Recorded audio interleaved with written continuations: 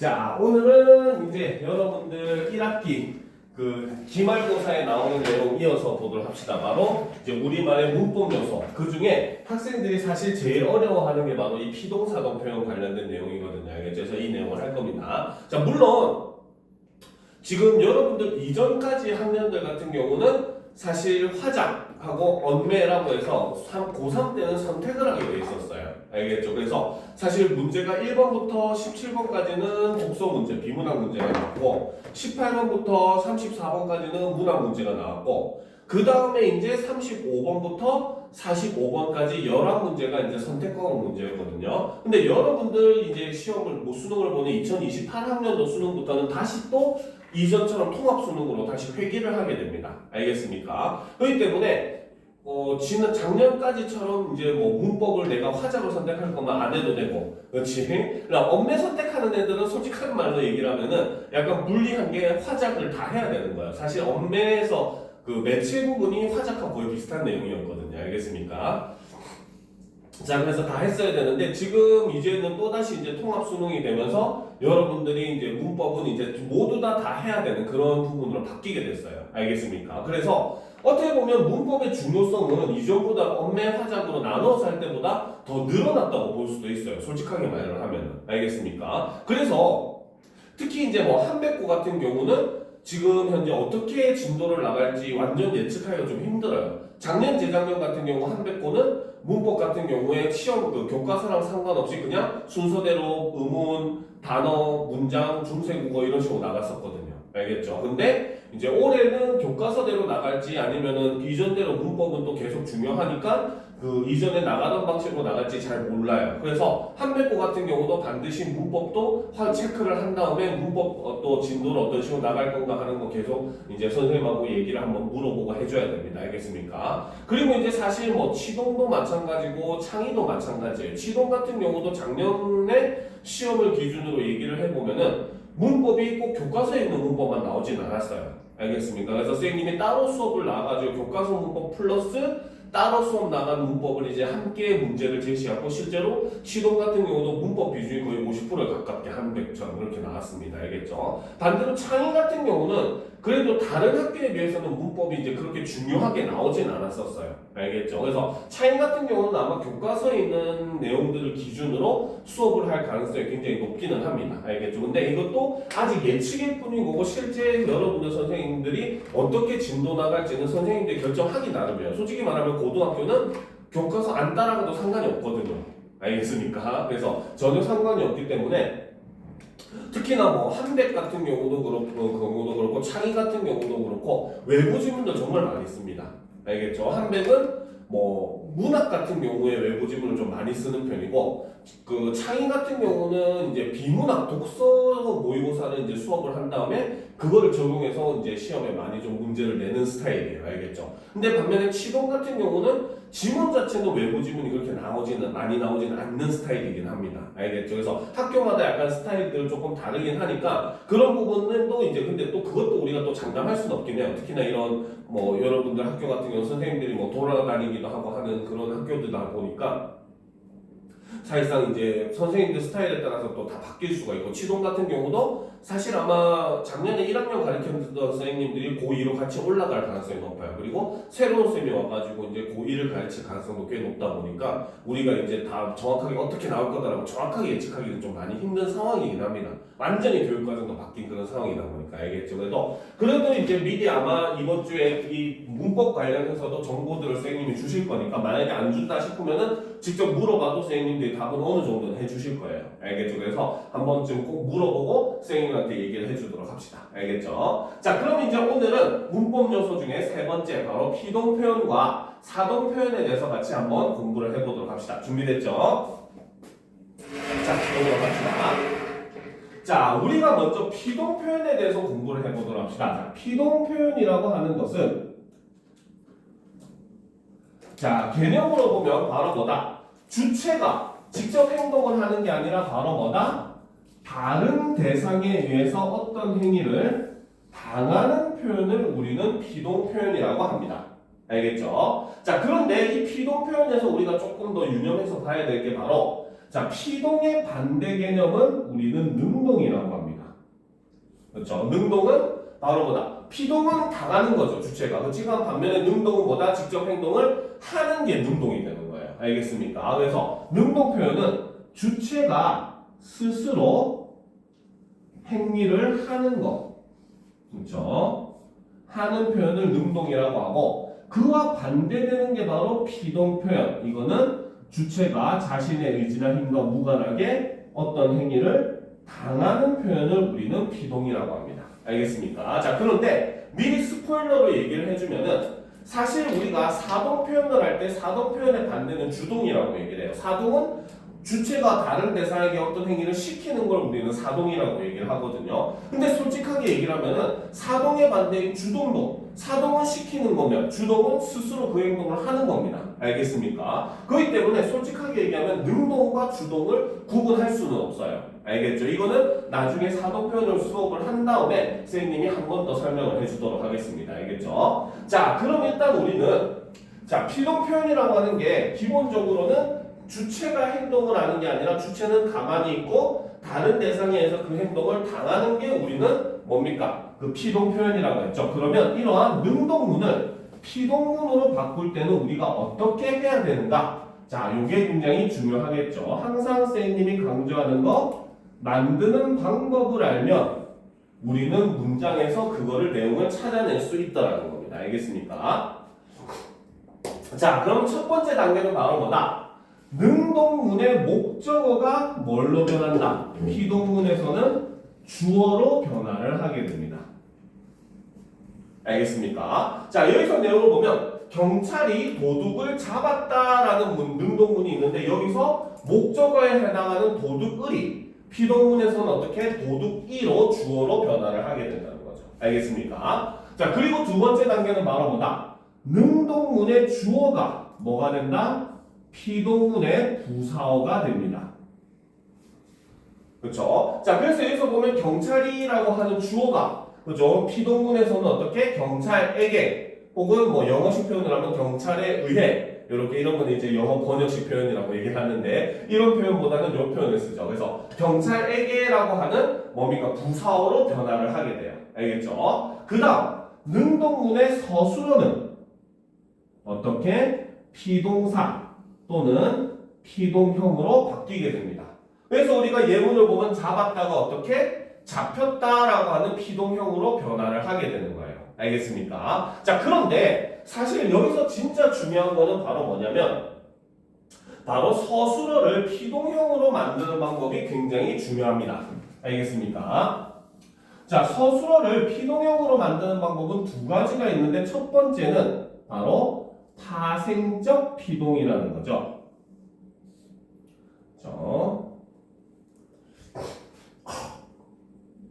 자, 파생적 피동이라고 하는 건 이름 그대로 바로 뭐다?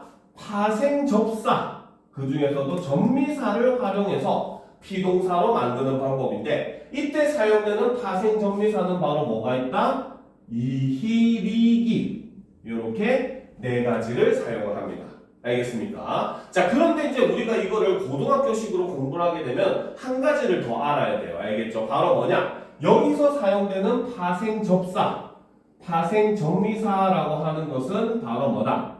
지배적 접사에 해당한다. 라고 볼 수가 있다는 거죠. 알겠습니까? 그 이유가 바로 뭐냐? 서술어가 필요로 하는 문장 성분이 자릿수는 같지만 성분의 내용은 달라지더라는 거죠. 알겠습니까? 자, 그래서 그거를 자세히 살펴보게 되면은 자, 능동문의 경우는 그렇죠? 주어 더하기 목적어 더하기 서술어인 두 자리 서술어였다는 거죠. 알겠죠? 근데 이것이 바로 뭐다?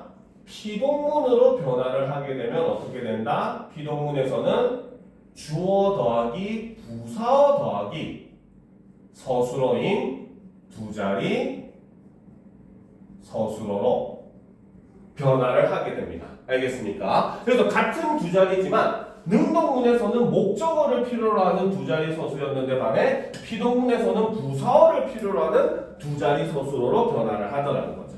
알겠습니까? 이해가 됩니까? 그쵸? 그죠? 이런 것들은 바로 뭐다? 서술어의 성질을 바꿔주기 때문에 우리는 지배적 접사라고 분류를 하는 겁니다. 알겠죠? 자, 그러면 이제 예를 보다 합시다. 묻다 같은 경우는 묶이다. 묶이다 하면 뭐야? 나는 가만히 있는데 다른 사람이 와가지고 나를 묶는 거든. 나는 묶음을 당하는 거잖아요. 그렇죠? 그래서 이걸 묶이다. 먹다는 먹히다. 먹음을 당하는 거죠. 그렇죠? 물다는 물리다. 그렇지? 내가 개에게 물렸다. 이렇게 얘기하잖아요. 그렇죠? 그래서 물리다. 그 다음 안다는 안기다. 그렇죠? 우리가 안긴 문장 했었잖아. 그렇지? 그래서 안기다라고 하는 게 바로 파생 접사를 사용한 파생적 비동에 해당하는 겁니다. 알겠습니까? 자, 그리고 이제 두 번째. 자, 통사적 피동이라고 하는 게 있습니다. 알겠습니까? 자, 통사적 피동이라고 하는 것은 자, 얘는 합성 동사나 보조 용언을 활용해서 피동사로 만드는 걸 우리는 통사적 피동이라고 얘기를 합니다. 얘는 피동사의 형태가 접사가 붙는 게 아니라 동사 형태 자체 구조를 바꿔주는 역할을 하기 때문에 이것을 통사적 피동이라고 해요. 알겠죠? 그래서 보면 대표적으로 아어지다 혹은 뭐뭐게 되다, 그렇죠? 혹은 뭐뭐 되다 이런 형태로 사용을 합니다. 알겠습니까? 그래서 이런 형태가 되게 되면 우리는 이런 건 통사적 피동에서 쓰다 같은 경우는 써지다, 그렇죠? 드러나다 같은 경우는 드러나게 되다 이런 식으로 사용을 할 수 있다는 거죠. 알겠습니까? 이해가 되죠? 오케이? 이해가 됩니까? 이해가 돼요? 이해가 됩니까? 이해가 잘 안 돼요? 안 되면 질문해도 돼요. 알겠습니까? 통사적 피동 같은 경우는 어렵게 생각할 필요가 없어요. 알겠죠? 우리가 쉽게 말하면은 자, 피동형으로 만드는 방법이 두 가지가 있는데 첫 번째가 바로 파생 전미사를 이용하는 방법이고 이것이 파생적 피동이 된다는 거죠. 알겠습니까? 얘는 전미사를 사용하기 때문에 아예 바로 뭐다? 낱말의 성질을 변화시켜주는 이런 역할을 한다는 거죠. 알겠죠? 그 다음 이제 두 번째가 바로 뭐냐면은 바로 합성 동사나 보조 용언을 이용하는 방법이 있고 요걸 우리는 통사적 피동이라고 하는데 여기서 합성 동사나 보조 용언을 이용한다는 건 바로 뭐다? 낱말의 성질 변화는 없고 추가 의미를 더해주는 이런 역할을 한다는 겁니다. 알겠습니까? 알겠죠? 자, 그래서 우리가 만드는 방법은 둘 중에 하나를 쓰면 돼요. 실제로 우리가 일상생활에서 쓸 때는 전미사를 이용하는 방법을 많이 쓰게 되기는 합니다. 알겠습니까? 그런데 원래 말 자체가 이제 이렇게 합성 동사가 된다든지 이런 경우는 사실 전미사를 이용하는 것보다는 보조 용언을 이용하는 게 더 우리가 자연스러운 경우가 있고 이거는 솔직한 말로 얘기할 때 여러분들이 이거 분류하는 게 너무 어렵지 않을까요? 하지만 어려워할 필요가 없어요. 알겠습니까? 아까 얘기했듯이 요걸 한번 집어넣어서 말이 되는지 안 되는지 우리가 잘 쓰는 말인 것 같은 느낌이 드는지 안 드는지만 살펴보면은 솔직히 이게 통사적 피동을 써야 되느냐 파생적 피동을 써야 되느냐 이런 거는 쉽게 구분이 가능합니다.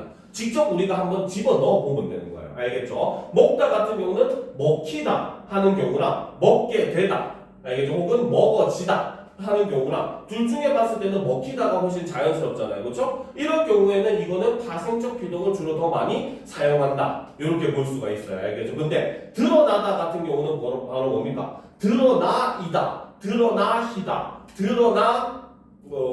기다 이런 거는 우리가 쓰지 않잖아. 그렇지? 그러니까 이거 같은 경우는 통사적으로 바꿔서 드러나게 되다 같은 이런 합성동 원래 자체가 합성동사인 경우는 주로 이제 통사적 피동의 방식을 많이 사용을 한다는 겁니다. 알겠습니까?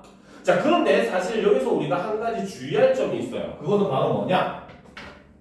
사실 모든 동사가 피동사가 되는 건 아니라는 겁니다.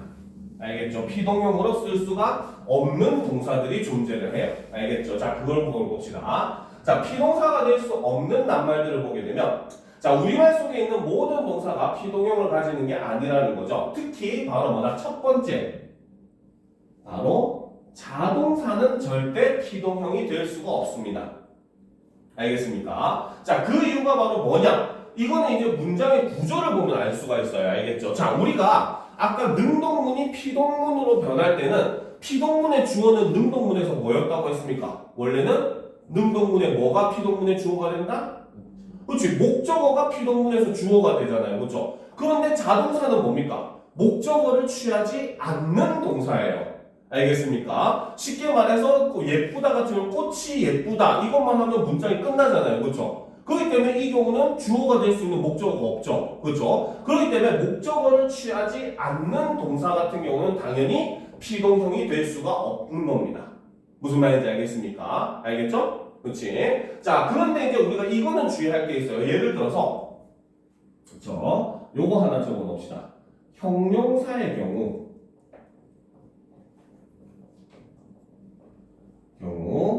그렇죠?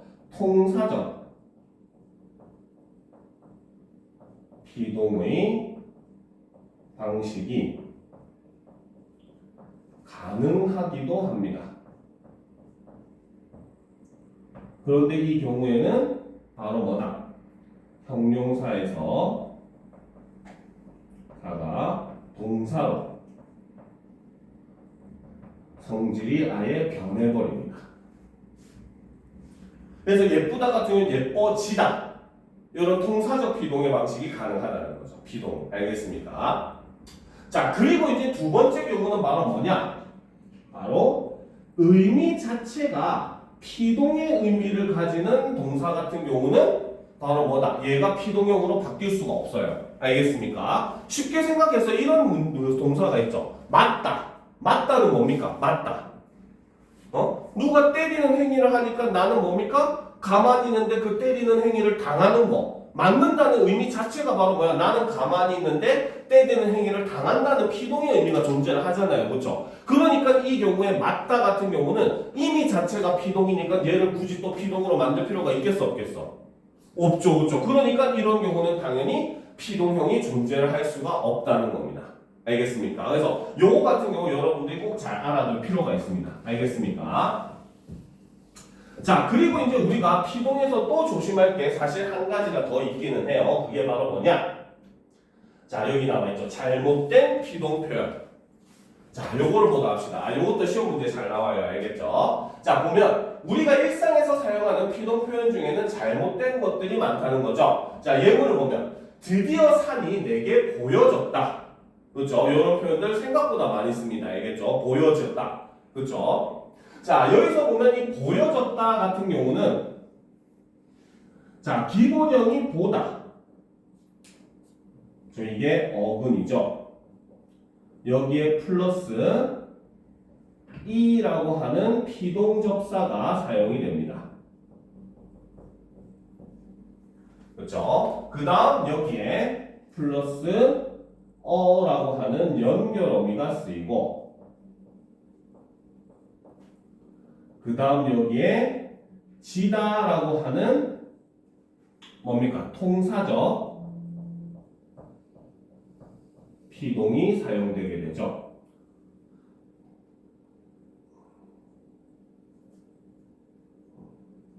자, 그리고 여기에 플러스 과거 시제 선어말 어미인 엇. 그 다음 여기에 종결 어미인 다. 요렇게 붙은 형태가 되는 겁니다. 알겠습니까? 자, 그러면 얘를 딱 가만히 보니까 바로 뭐다? 피동의 의미를 가진 게 피동 접사도 한 번 쓰였는데 통사적 피동의 의미를 가지는 지까지 한 번 더 쓰였잖아요. 그렇죠? 그래서 이거는 바로 피동의 의미를 가지는 게 두 번 쓰였다라고 해서 우리는 이것을 바로 뭐라고 한다? 이중 피동이라고 얘기를 한다는 거죠. 알겠습니까? 자, 그래서 이런 경우 피동이 두 번 쓰이게 되면은 이 경우는 우리는 잘못된 피동이다라고 표현을 합니다. 근데 물론 일상에서는 의미를 좀 강조하기 위해서 이중피동을 간혹가다 쓰기는 하는데 사실 이게 문법적으로는 올바른 표현은 아니라는 거죠. 알겠습니까? 알겠죠? 그래서 이런 것들을 통해서 나오는 이런 이중피동 같은 경우는 우리가 잘못된 이중피동 표현이다라는 거 여러분들이 알아둘 필요가 있습니다. 알겠습니까? 그래서 핵심은 사실 다른 게 아니에요. 핵심은 자 물론 뭐 목적어가 주어가 되고 주어가 부사가 되고 이것도 중요하긴 하지만 정말 중요한 거는 바로 파생적 피동에 사용되는 파생접사가 이힐이기 그죠? 그럼 통사적 피동에 사용될 때는 뭡니까? 아어지다 그 다음에 뭐뭐게 되다 뭐뭐 되다 이런 형태로 쓰인다라는 거 요걸 알아두면 돼요. 알겠습니까? 자 그럼 이제 다음 페이지로 넘어갑시다. 바로 사동 표현으로 넘어가 보도록 합시다. 자 사동 표현이라고 하는 건 아까 얘기했듯이 바로 주체가 다른 대상에게 어떤 행위를 시키는 표현을 우리는 사동 표현이라고 이야기를 합니다. 알겠습니까? 자 그리고 이제 아까 얘기했던 바로 뭐다? 사동의 반대는 주동입니다. 주동은 주체가 스스로 자신의 의지를 가지고 행위를 하는 표현을 우리는 주동이라고 하고 그리고 이제 이와 반대되는 게 사동 즉 주체가 다른 대상에게 어떤 행위를 하게 만드는 시키는 표현을 우리는 사동이라고 한다는 거죠. 자 그런데 이제 아까 얘기했듯이 바로 뭐다? 바로 자 하나 적어 놓읍시다. 바로 능동과 주동은 그렇죠? 대립되는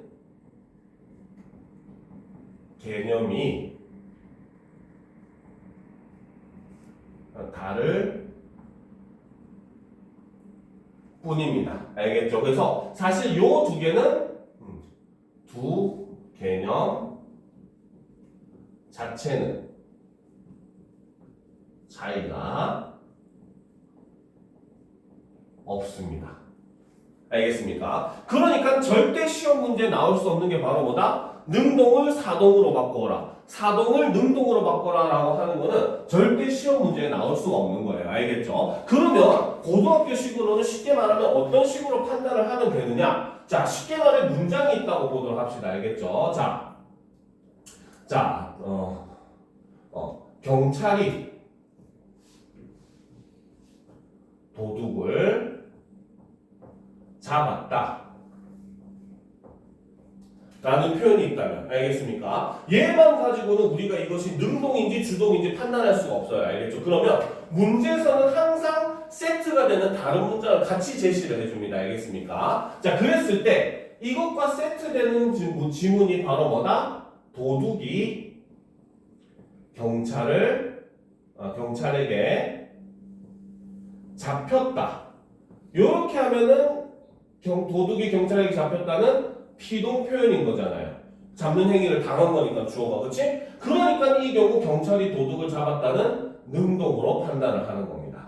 알겠습니까? 그런데 반면에 그렇죠? 자, 검사가 경찰에게 도둑을 잡게 했다.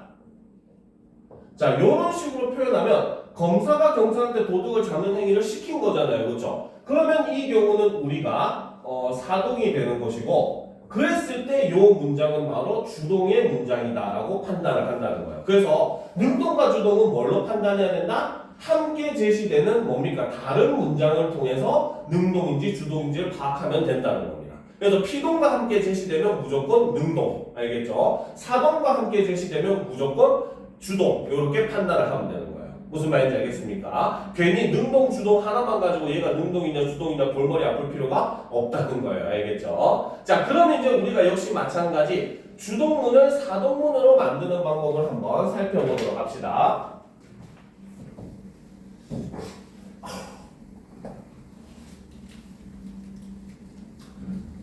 자, 역시 이 부분도 굉장히 중요하겠죠. 자, 주동문을 사동문으로 바꿀 때는 어떻게 해야 되느냐? 첫 번째는 주동문의 주어에게 행위를 시킬 수 있는 임의의 주어를 만들어야 됩니다. 알겠습니까? 즉 주동문에는 바로 뭐다? 행위를 시킬 수 있는 존재가 등장하지 않는다는 거죠. 알겠습니까? 그래서 요거는 적어 놓읍시다. 자, 그 이유는 주동문에는 저 행위를 시키는 존재가 등장하지 않기 때문에 임의의 주어를 아예 만든다는 것이고, 이 말은 이꼴 다른 말로 얘기하면 바로 뭐다? 서술어의 자릿수가 플러스 1이 된다 라고 봐야 된다는 거죠. 알겠습니까? 자, 그 다음 이제 보면은 주동문의 주어는, 그쵸? 사동문에서는 부사어로 변화를 하게 됩니다. 알겠습니까? 자, 그 다음 이제 주동문의 목적어는 그대로 사용을 하고, 그 다음 서술어의 경우는 사동사나 혹은 사동형으로 변화를 하게 된다는 거죠. 그럼 예문을 봅시다. 학생이 책을 읽는다라고 하는 주동문이 있는데 이걸 사동문으로 바꾸면은 먼저 학생한테 책을 읽게 만들 수 있는 임의의 주어인 선생님을 집어넣은 거죠. 그래서 보통 학교 같은 경우, 물론 고등학교는 이런 식의 이제 중학교식 문제가 등장하진 않는데, 중학교식으로 간단하게 설명해주면은 보통 문제에서는 뭡니까? 주어로서 사동문의 주어는 누구누구를 사용한다 이런 식으로 주어를 제시해주는 경우가 있어요. 서술형에서. 알겠지? 근데 고등학교는 이제 그러면 너무 쉽게 나오는 거니까 아마 그 정도 수준의 문제는 나올 가능성이 좀 낮기는 합니다. 알겠죠? 근데 어쨌든 여기서는 바로 뭐다? 임의의 주어인 선생님께서라고 하는 걸 하나 생성을 하고, 그 다음 주동문의 주어였던 학생이가 사동문에서는 학생에게라고 하는 부사어로 변한 거고, 목적어는 책을이라고 하는 목적어는 그대로 내려오고, 이제 읽는다라고 하는 뭡니까? 서술어가 읽히신다라고 하는 뭡니까? 사동형으로 변화를 하게 되더라는 거죠. 알겠습니까? 자, 그럼 역시 마찬가지 이 부분도 중요한 거는 진짜로 바로 서술어를 사동형으로 만드는 방법이라는 거죠.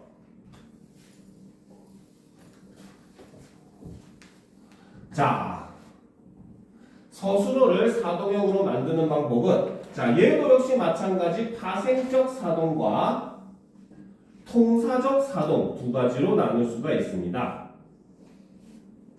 자, 파생적 사동은 똑같아요. 알겠죠? 파생적 피동이랑 마찬가지로 파생접사, 그 중에서도 접미사를 활용을 해서 파생적 사동으로 만드는 거고, 이때 파생접미사는 바로 뭐다? 이희리기, 우구추, 요렇게 7가지가 있습니다. 알겠습니까? 근데 좀 뭔가 이상하지 않아요? 아까 분명히 피동할 때도 이희리기가 있었잖아, 그렇지? 그래서 이희리기 같은 경우는 사동형에도 쓰이고 피동형에도 쓰이기 때문에 요거 같은 경우는 문맥적으로 의미를 여러분들이 분간을 할 수 있어야 돼요. 알겠습니까? 특히나 우리가 보다 같은 서술어 같은 경우는 피동형과 사동형의 모습이 똑같습니다. 알겠습니까? 알겠죠? 예를 들어서 고개를 넘으니 바다가 보였다. 이러면 바로 뭐야? 바다가 우리에게 보는 걸 당한 거잖아요. 그렇죠? 그러니까 이 경우 바다가 보였다 할 때 보였다는 바로 뭐다? 피동형이 되는 거예요. 알겠죠? 근데 선생님이 학생들에게 뭡니까? 피카소의 그림을 보였다. 이렇게 하면 바로 뭐야? 학생들을 보게 한 거잖아. 그렇지? 그렇기 때문에 이 경우는 보였다가 사동으로 쓰인 겁니다. 알겠습니까? 그래서 보다 같은 경우는 사동과 피동의 형태가 똑같은 경우도 있기 때문에 여러분들이 이희리기가 사용된 경우는 문맥적으로 의미를 굉장히 잘 파악해줘야 됩니다. 무슨 말인지 알겠습니까? 알겠죠? 자, 그래서 보면 먹다 같은 경우는 아까 피동형에서는 먹히다였는데 사동형이 되면 먹이다가 돼요. 알겠죠? 그 다음 읽다 같은 경우는 읽히다, 울다 같은 경우는 울리다, 웃다 같은 경우는 웃기다, 서다 같은 경우는 세우다, 달다 같은 경우는 달구다. 이거는 이제 불에 그 달구는 걸 얘기를 하는 거예요. 불에 달다라고 얘기를 하거든요. 그래서 이거를 달게 만드는 걸 달구다. 그 다음에 낮다는 낮추다가 됩니다. 알겠죠? 자, 그런데 자, 여기서 우리가 사실 하나 조심할 게 있습니다. 알겠습니까? 자, 빈 공간에 하나 필기해 보도록 합시다. 자, 사동 표현은 사실 두 가지 종류로 나눌 수가 있어요. 알겠습니까? 자, 그건 바로 첫 번째, 직접 사동 이라는 게 있습니다. 알겠죠? 직접 사동은 바로 무슨 뜻이냐면 주어가 대상에게 행위를 해주어 대상이 그대로 하도록 유도하는 걸 우리는 직접사동이라고 볼 수 있어요. 이걸 말하기가 좀 어려운데 사실 별거 아닙니다. 알겠습니까? 직접사동은 쉽게 말하면 뭐냐면, 자, 여러분들이 아파. 그치? 그래가지고 어머니께서 나에게 죽을 먹이셨다. 이렇게 얘기를 했을 때 직접사동의 의미가 되면 무슨 뜻이냐면 엄마가 죽을 떠가지고 후후 그 다음에 자 이거 죽이라도 한 숟갈 먹자 이러면서 입에 떠넣어줘가지고 직접 먹도록 만든 거 있잖아요. 어떻게 보면 강제로 먹도록 만든 거. 그치? 이런 걸 우리는 직접사동이라고 해요. 자, 엄마가 동생에게 옷을 입히신다. 이러면 어떻게? 엄마가 뭡니까? 바지 같은 거 막 이렇게 접어가지고 자 오른발부터 넣자 이래가지고 옷을 입혀주는 거. 그치? 이런 걸 우리는 직접사동이라고 볼 수 있다는 거죠. 알겠습니까? 자, 그런데 반면에 두 번째 간접사동은 바로 주어가 대상에게 명령을 통해 행위를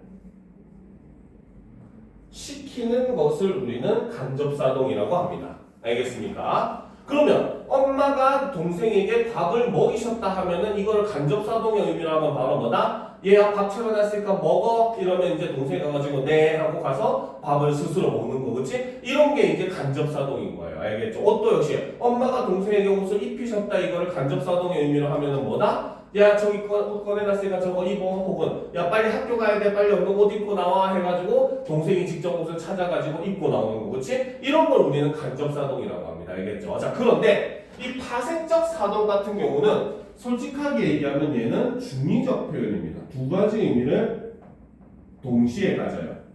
바로 어떤 중의적 표현이냐? 바로 첫 번째는 직접 사동의 의미를 가지고 다음 두 번째는 간접 사동의 의미도 동시에 가집니다. 알겠습니까? 그러니까 그 파생적 사동을 사용을 하게 되면 직접 사동의 의미도 있고 간접 사동의 의미도 다 통용이 되는 거예요. 알겠습니까? 그런데 솔직하게 얘기하면 직접 사동 쪽이 조금 더 강하기는 합니다. 근데 사실 우리가 일상에서는 뭡니까? 파생적 사동 같은 경우는 직접이냐 간접이냐 구분 없이 다 쓰는 거예요. 알겠죠? 그러니까 엄마가 동생에게 옷을 입히셨다 이래버리면 이거는 자 발부터 넣고 자 이렇게 입자 해가지고 입혀주는 의미도 될 수 있지만 얘야 저기 옷 저거 입어라 해가지고 입게 명령만 하는 그런 경우도 둘 다 의미를 볼 수 있기 때문에 이 경우는 중의적 표현이라고 얘기를 하는 겁니다. 알겠습니까? 자, 그런데 반면에 통사적 사동은 뭐냐면 마찬가지 합성동사나 보조용언을 활용하는 방식이죠. 자, 이거는 뭐뭐게 하다 혹은 뭐뭐게 시키다 혹은 뭐뭐 하다 뭐뭐 시키다 이런 형태를 사용을 합니다. 알겠습니까? 그래서 밝다는 밝게 하다, 놀다는 놀게 하다, 놀게 시키다, 그렇죠? 공부하다는 공부시키다 이런 의미도 가능한 거예요. 알겠습니까? 자, 그래서 이렇게 통사적 사동 같은 경우는 반면에 파생적 사동과는 다르게 얘는 무조건 간접 사동의 의미만 가집니다. 알겠죠? 그래서 통사적 사동을 쓰게 되면은 그 직접 사동의 의미가 없어요. 그러니까 우리가 일상에서는 이거 굉장히 구분해서 잘 써야 되는 겁니다. 무슨 말인지 알겠죠? 자, 그런데 역시 마찬가지 이 사동 표현도 우리가 불필요한 사동 표현이 있습니다. 알겠습니까? 자, 그러면 한번 살펴보도록 합시다. 불필요한 사동 표현 같은 경우는 어떤 게 있느냐? 그렇죠?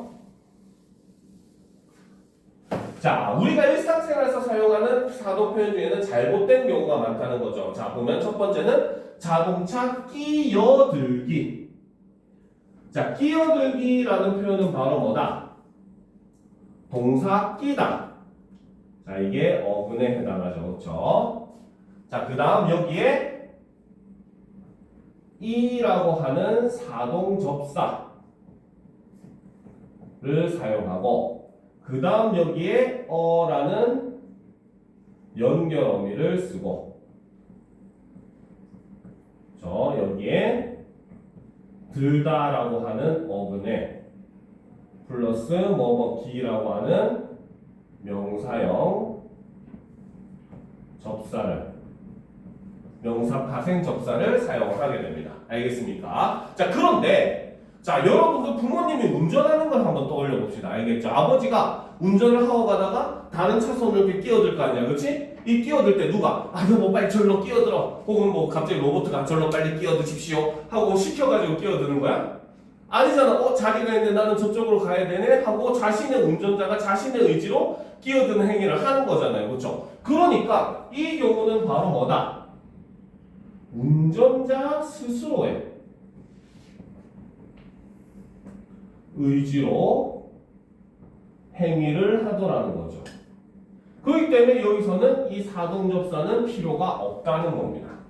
알겠습니까? 왜? 운전자가 스스로 의지로 하는 건데 거기에 뭡니까? 사동접사를 쓸 이유가 없다는 거죠. 이렇게 하니까 마치 뭐다? 누가 시켜서 끼어든 것 같잖아, 그렇지? 근데 시켜서 끼어든 게 아니잖아요, 그죠? 그렇기 때문에 이 경우는 사동접사를 사용할 필요가 없이 뭘로? 끼어들기라고 해야 올바른 표현이다라고 볼 수 있다는 거죠. 알겠습니까? 그 다음 보면 내가 친구 하나 소개시켜줄게 이런 표현 많이 쓰잖아. 그렇지? 그래서 이 문장은 시험에도 진짜 잘 나오는 문장입니다. 알겠습니까? 자, 이 문장에 지금 소개하는 행위를 하는 주어가 누굽니까?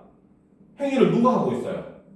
그치? 나가 하잖아. 그치? 근데 나가 친구를 소개시켜주면서 소개하면서 소개시켜줄게라고 하는 사동 표현을 쓰면은 말이 돼, 안 돼? 내가 나한테 명령하는 게 말이 안 되잖아. 그치?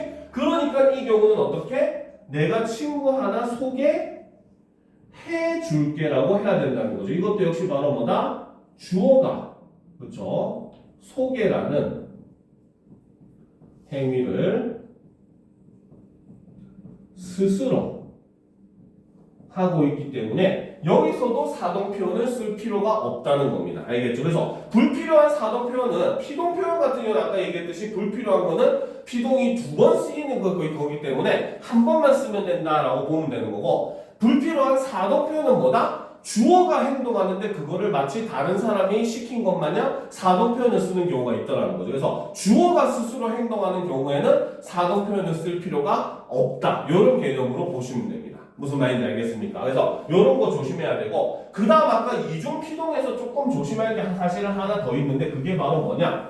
피동과 사동이 동시에 쓰이는 경우가 있어요. 알겠죠? 그래서 이 경우는 우리가 그 올바른 문법이기 때문에 이 경우 의미를 굉장히 조심을 할 필요가 있습니다. 알겠습니까? 그래서 문맥 어쨌든 핵심은 사실 이거예요. 솔직히 설명은 되게 쉬운데 선생님이 그래도 자꾸 같은 말 하면서 강조를 하는 이유가 뭐냐면 실제 문제를 풀게 되면 다양한 경우의 그런 문장들이 등장을 하니까 여러분들이 문제를 통해서 판단을 해야 되고 거기서 여러분들이 절대 잊지 말아야 되는 그런 내용들이기 때문에 강조를 해주는 겁니다. 알겠습니까? 그래서 이거 다음 부분 같은 경우는 사실 여러분들이 문제를 풀면서 좀 더 익숙해질 필요가 있고, 그래서 이따가 나중에 과제로 이 부분도 내줄 예정이에요. 알겠습니까?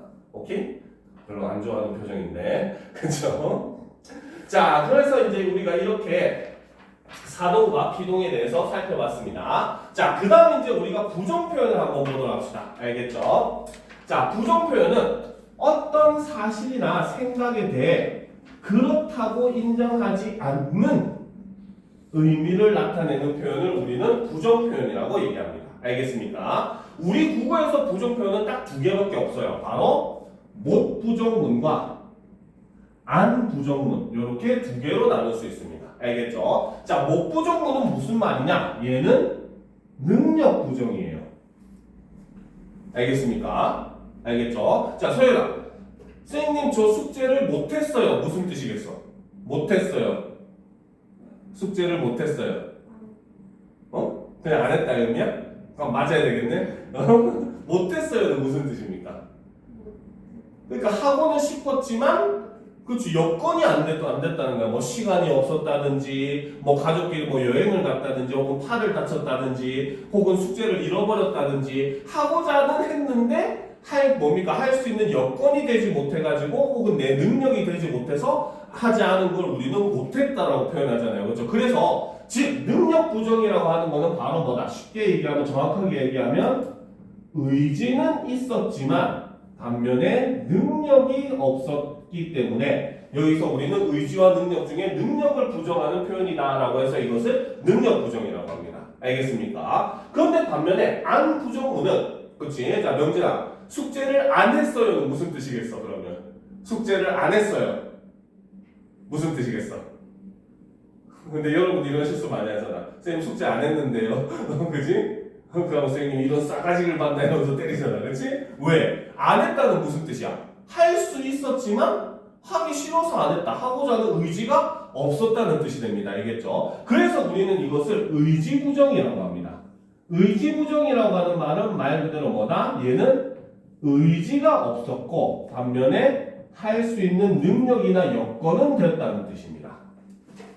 알겠습니까? 그러니까 여러분들은 숙제를 안 한 게 아니라 못한 거라고 항상 얘기를 해야 돼요. 알겠죠? 안 했다고 하면은 이런 싸가지를 받다고 맞습니다. 알겠습니까? 그래서 안 부정문이라고 하는 건 기본적으로는 의지 부정. 내가 하고 수 있는 여건은 됐지만 하고자 하는 의지가 없었다. 이런 의미로 우리가 판단을 하시면 됩니다. 알겠습니까? 그래서 못과 안을 우리가 구분하는 것은 바로 능력이 없었냐, 의지가 없었냐 이런 부분이 된다는 거죠. 자, 그러면 예를 들어서 보도록 합시다. 나는 다리를 다쳐서 뭡니까? 축구 수업에 못 갔다야, 안 갔다야?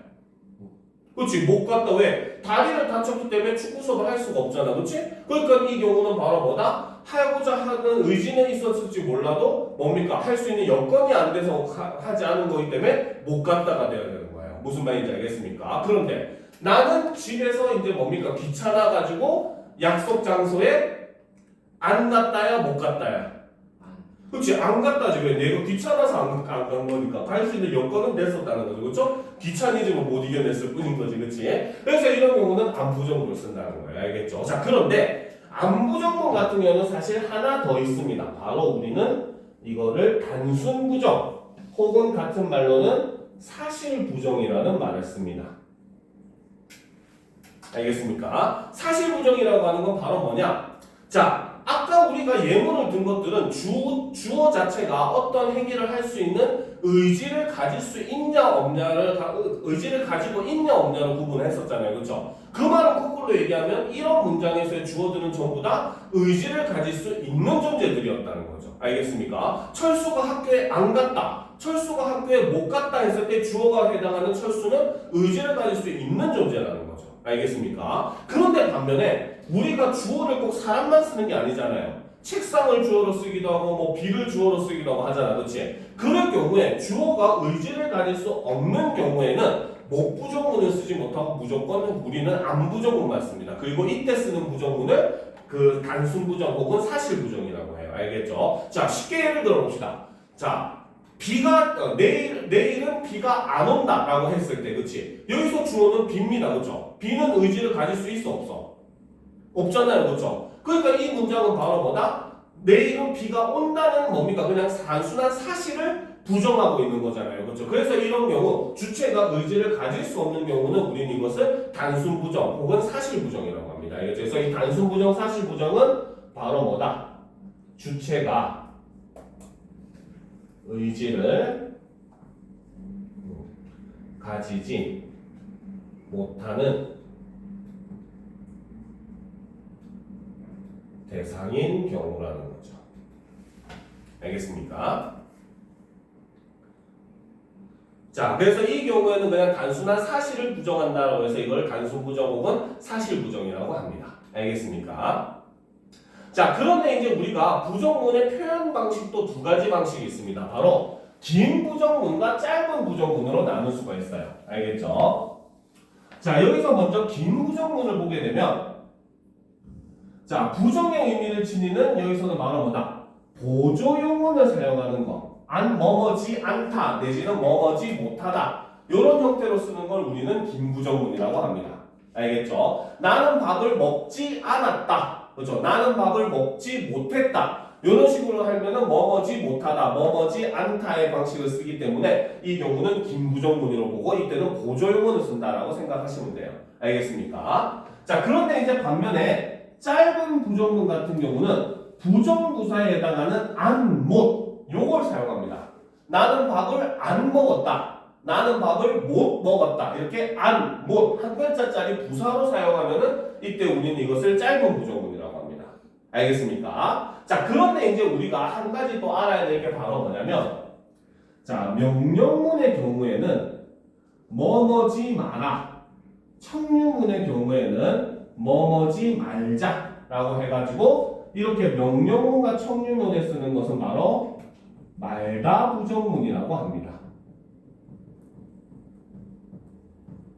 얘는 바로 뭐다? 명령문.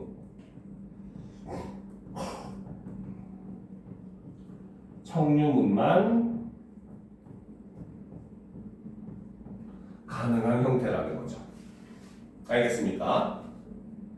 그죠? 명령을 할 때는 너는 밥을 먹지 말아라 하잖아. 너는 밥을 먹지 않아라 안 하잖아요. 그렇죠? 그러니까 말아라 라고 하죠. 우리 같이 밥을 먹지 말자 이러죠. 너는 우리 같이 밥을 먹지 않자 이러지 않잖아요. 그렇죠? 그렇기 때문에 바로 이런 경우에는 명령어가 부정문은 무조건 말다의 형태가 변형된 형태를 쓰고 이걸 우리는 말다 부정문이라고 합니다. 알겠습니까?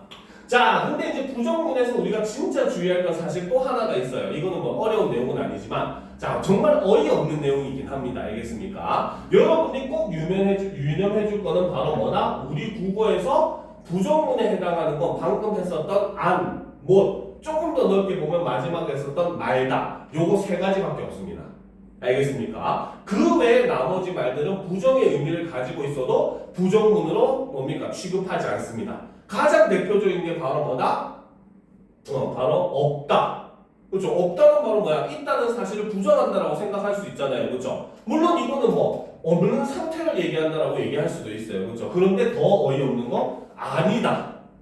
그렇죠? 아니다도 부정문이 아닙니다. 알겠습니까? 아니다는 부정문이 아니에요. 알겠죠? 그러니까 쉽게 말하면 우리 국어에서 부정문은 딱 두 개. 안 부정문과 못 부정문밖에 없고 그래서 조금 더 넓은 의미로 보면은 명령문과 청구문에 쓰이는 말다 부정문까지만 포함을 시키고 그 외에는 아무리 부정의 의미를 가지고 있더라도 부정문으로 절대 취급하지 않는다. 이게 여러분들이 여기서 마지막으로 꼭 유념할 겁니다. 알겠습니까? 여기에 이제 학교 과정에서는 플러스 해가지고 인용 표현도 가리키긴 해요. 근데 인용 표현은 우리가 지난번에 이제 문장 설명할 때 인용절 얘기했잖아. 그렇죠? 그 얘기가 똑같기 때문에 이 수업에서는 일단 우리가 생략하고 이번 시간은 여기까지 하도록 합시다. 알겠습니까? 자, 그러면 또 잠시 쉬는 시간을 가진 다음에 이어서 이제 볼 건데 오늘은 복합 지문을 할 거예요. 알겠습니까? 잠시 쉬는 시간 가졌다가 이어서 갑시다.